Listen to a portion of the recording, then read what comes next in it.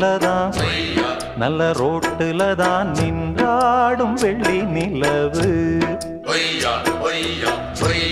இந்த ராத்திரியில் ஒரு யாத்திரையில் பூவோடு காத்தும் வருது.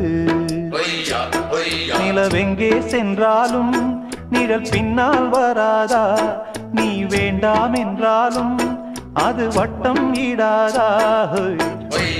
புது ரூட்டுல தான் நல்ல ரோட்டுல தான் நின்றாடும் வெள்ளி நிலவு.